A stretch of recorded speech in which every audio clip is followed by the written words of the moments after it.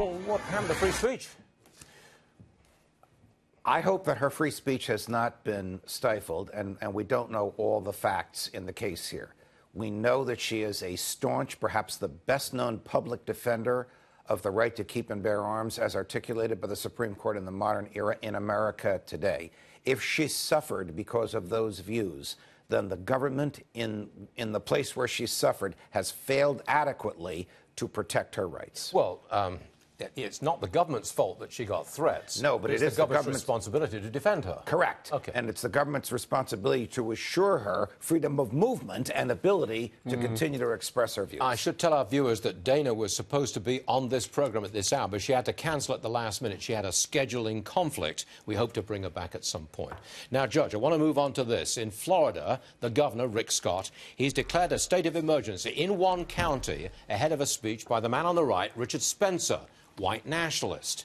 He's scheduled to speak University of Florida on Thursday. First of all, a state of emergency. That's a bit extreme, isn't it? You know, we start with the premise that this is a state school. The state government owns the school, so it cannot distinguish amongst speakers on the basis of the content of speech. If students want him there and he wants to speak, they have to let him speak and they have to protect his right to do so. The state of emergency cuts both ways. In one respect, the governor is thinking ahead of time that there may very well be violence and I want more police there so we don't have another Charlottesville.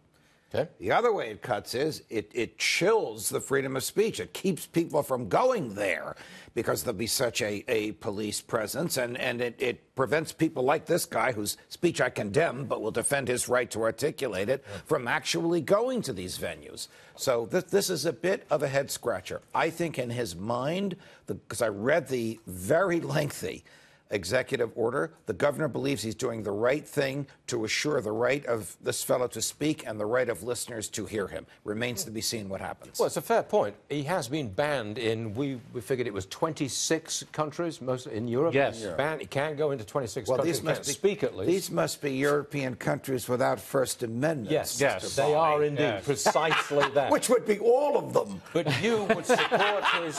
Look, the man is an anti-Semite. Well, I am everything. Voltaire.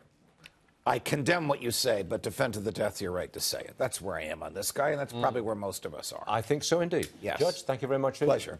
Excellent summary right at the end. Aren't you kind? Yes. And,